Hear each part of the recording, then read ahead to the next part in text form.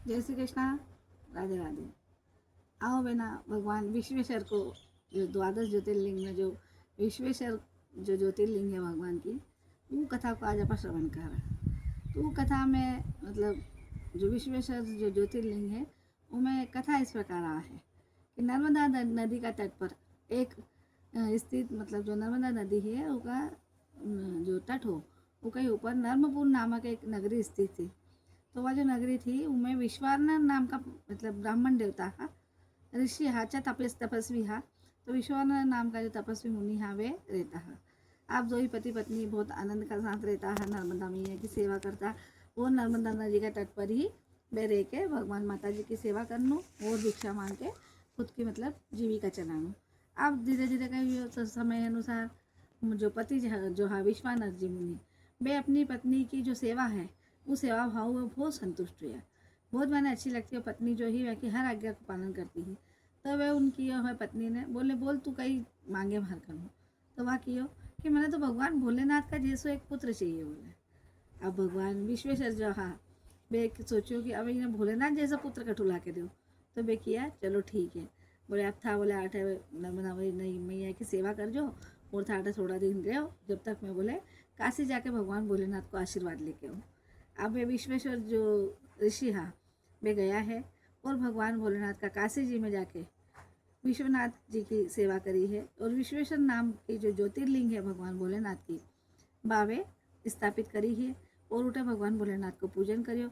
और जब पूजा का बाद भगवान जब भोलेनाथ के ऊपर प्रसन्न हुआ है तो भगवान ने वो बोले है कि हे भगवान भोलेनाथ, हमारी पत्नी की इच्छा है कि माँ का घर है बोले पुत्र रूप में था जन्म लियो। तो भगवान मैंने बोल दिया है तथास्तु, ताकि हर इच्छा पूरी हो।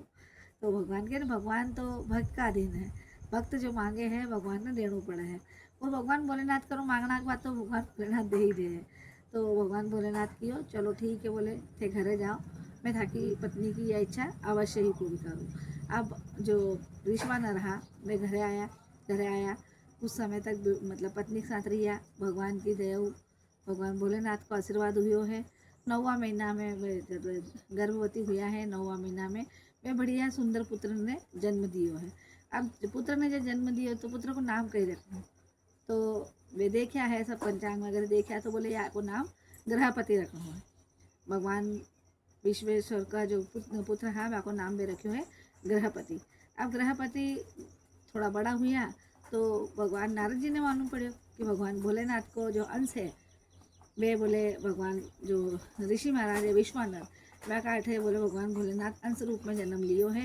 तो भगवान का दर्शन करने जब आया है नारद जी, दर्शन कराया प्रणाम कराया। और जो ग्रहपति हो वह की मतलब वे इतना तेजस्वी वो इतना मतलब ज्ञानी बालक हा कि वह की ख्याति तीनों लोक में फैल गई है। तो भगवान नारद जी ने आना ही पड़े। नारद जी आया और जब देखा है तो बोले भगवान तो बोले या की आयु सिर्फ 12 साल की है। बोले विश्व जो ग्रहपति है वह की आयु तो कुल 12 साल की है। तो यह बात सुन के जो ऋषि पत्नी है और जो ऋषि जी हाँ विश्वानर जी तो बड़ा चिंतित हुआ कि देखो भगवान पहले तो दियो नहीं और दियो भी है तो भगवान भोलेनाथ को ही अंश है हमारा बेटो ग्रहपति। पर बोले नारद जी कह रहा है कि इसकी आयु कुल 12 वर्ष की है। तो बोले हो सके क्योंकि नारद जी भी देखो मुनि हा तपस्वी हा ब्रह्मचारी हा मतलब वैके भी कोई बात झूठी नहीं जाती है।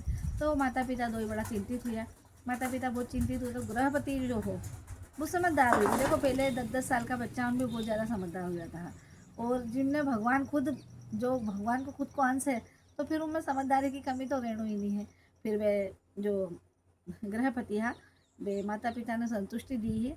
बोले कि थे चिंता क्यों कर रहे हैं, जब था भगवान भोलेनाथ को मैंने मांगा है और जब मन भगवान भोलेनाथ दिया है तो तुम हमारी चिंता क्यों करो। अगर मैं वह को जन्म वे ही मैंने जन्म दियो है तो हमारा पालनहार भी वही है। बोल थान चिंता करना की जरूरत नहीं है।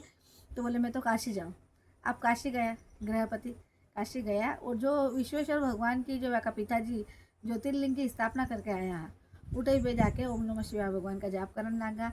और उठे जाप करके और भगवान भोलेनाथ की खूब आराधना कराया, बहुत आराधना कराया। तो भगवान भोलेनाथ की आज्ञा हो भगवान इंद्र जी की परीक्षा लेने आया। भगवान इंद्र जी की परीक्षा लेने आया है। बोले बोलो बालक, बोले था कि तपस्या हो, बोले मैं बहुत प्रसन्न हूँ। बोले तो थान जो चाहिए मैं थाने जो थान दुनिया की चीज़ चाहिए मैं थान देने तैयार है। तो गृहपति जो है वे तो भगवान भोलेनाथ की तपस्या करता है।